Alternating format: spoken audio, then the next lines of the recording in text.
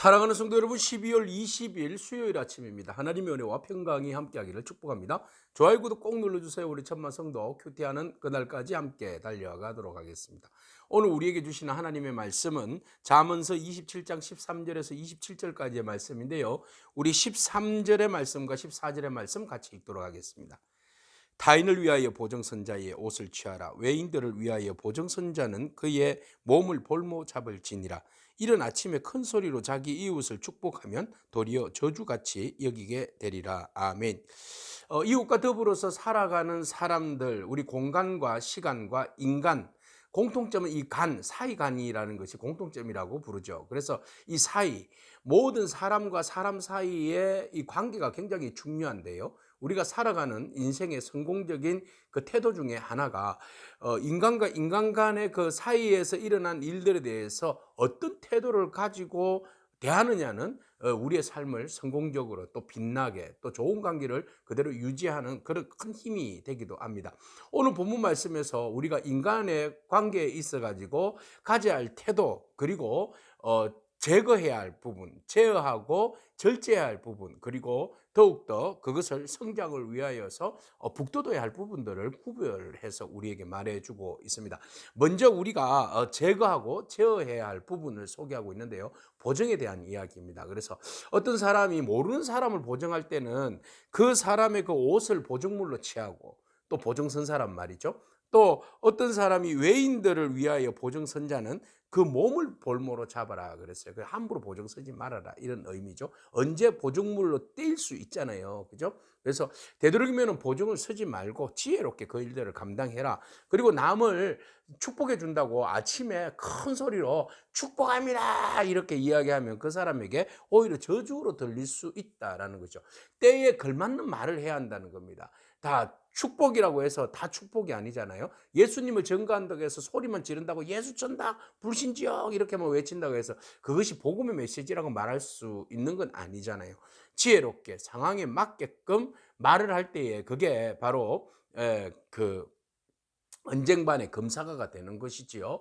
그래서 우리가 경우에 따라서 할 수 있는 말들, 언제 어떻게 해야 할 말들에 대해서 우리가 잘 준비하고 함부로 말을 넘치도록 이렇게 해서는 안 된다. 어쩌면 그렇게 외치는 말에는 의도성이 있을 수도 있다라는 거죠. 우리가 그런 것들을 잘 구분해서 그렇게 말하는 사람들을 잘 보고 또 그 제어할 필요가 있는 거죠. 또 여인 말이죠.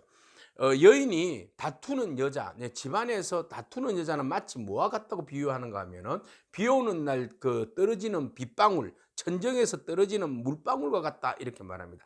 집안에 있는데 물방울이 계속 집에서 떨어져 보십시오. 옛날에 양철 지붕이 있을 때에 집 비가 오면 그것이 막 뚝뚝뚝 떨어지면 쟁반 뭐 그릇 동이 뭐 이런 거 다 갖다 놓고 그 물을 다 받아냈잖아요. 어떤 사람은 그것이 마치 음악 소리 같이 들린다고 했는데 온 집이 눅눅해지고 그 빗방울 소리 때문에 가정에서 제대로 있을 수 있습니까?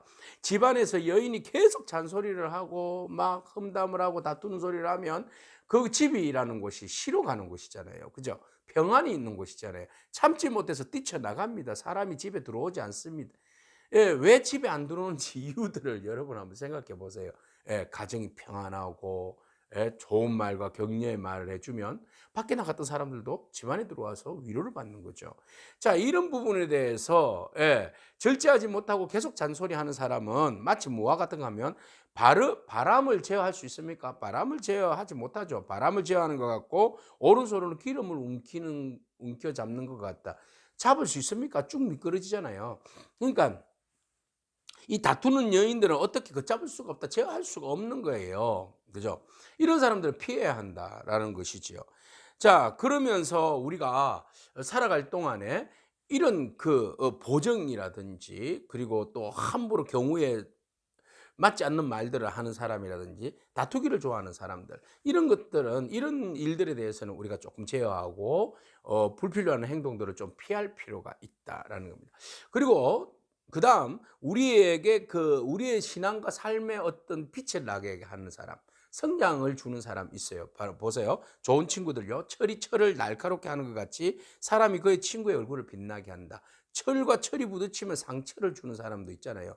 서로가 서로에 대해서 상처를 그리는 사람이 있어요. 그죠? 스크래치를 냅니다. 근데 여기에서 철과 철이 서로 부딪혀서 변론하고 반론하고 긍정적인 의미에서 그렇게 해서 그 사람의 어떤 그 지적 수준들을 높여주고요. 생각들을 바꾸어주고요. 그렇게 해서 서로가 서로에게 영향을 주면서 같이 성장할 수 있으면 그만큼 좋은 일이 없잖아요. 그래서 서로가 서로에게 격려를 줄 수 있는 사람. 악을 끼치는 사람이 아니라 독을 끼치는 사람이 아니라 다툼을 일으키는 사람이 아니라 오히려 그 사람을 독려하고 격려해서 세워줄 수 있는 그런 좋은 친구의 관계가 만들어지면 참 좋겠습니다. 오늘 저와 여러분들의 관계도 바로 그런 관계로 성장하기를 축복합니다.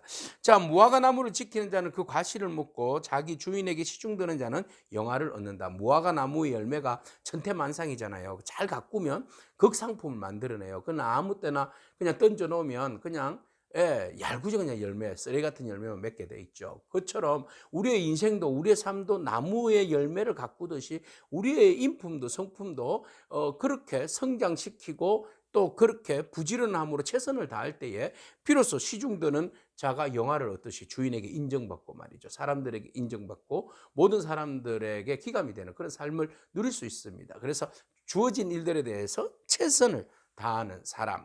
이라는 거죠. 자, 이런 사람이 진정으로 성장하는 사람이에요. 그리고 보세요. 물에 사람이 비춰지면 그 얼굴이 비춰지게 돼 있잖아요. 똑같습니다.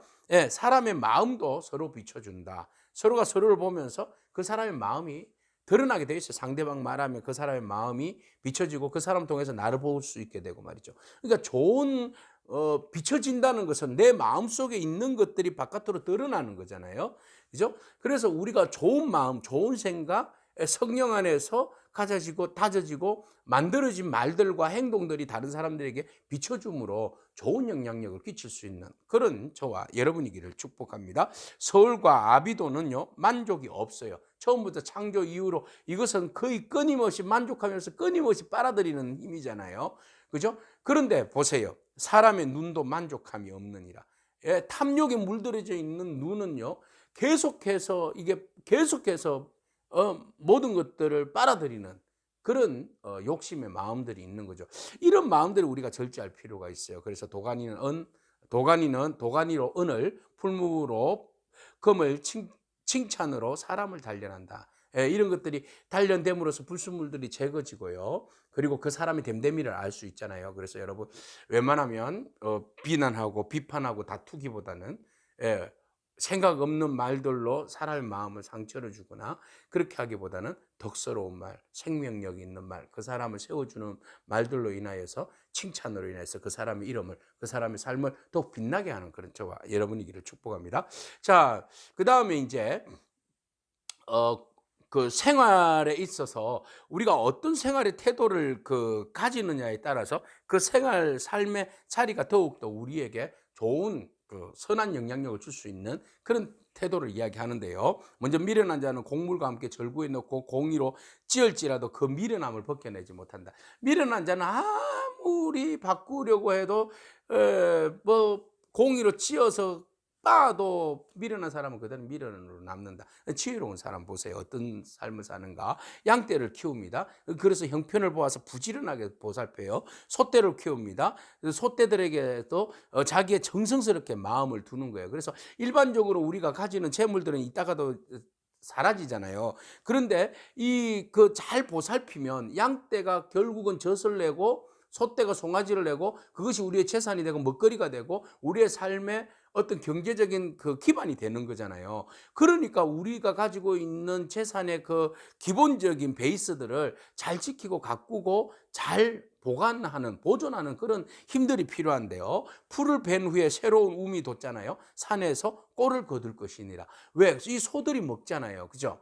예. 그래서 이런 자연적인 현상들과 자연에서 나오는 어떤 끊임없이 사이클을 통하여서 자라나는 풀의 자람과 이런 곡식의 상황들, 이런 것들이 우리의 소를 풍성되게 하고 살찌게 하는 그런 자연의 이치와 어떤 상황들을 잘 보고 그것을 잘 활용하라는 겁니다. 그래서 결과적으로 그것을 잘 활용할 때에 어떤 일이 벌어집니까? 어린 양은 털을 내고, 그죠? 예, 그것이 우리에게는 옷이 되고, 염소는 밭에 사는 값이 된다. 밭을 사는 값이 된다.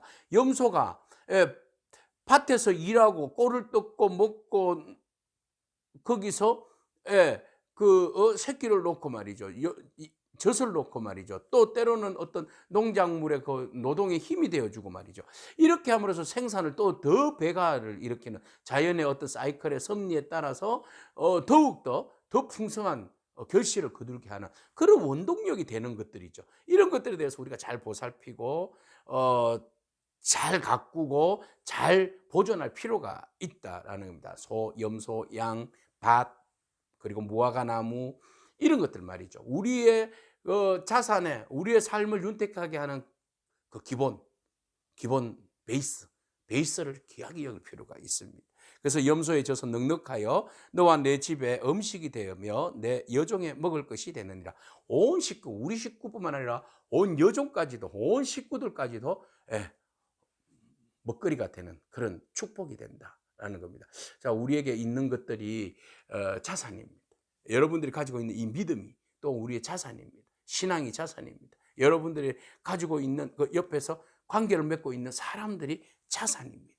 그래서 그 자산인 사람들을 잘 섬기고 관리하고 또 서로가 좋은 영향력을 끼쳐서 서로가 서로에게 덕이 되는, 서로가 서로에게 생산력을 높일 수 있는, 그리고 모든 것을 풍성하게 나눠줄 수 있는 그런 생명의 잔치가 열려지는 그런 관계가 되어지기를 축복합니다. 기도하겠습니다.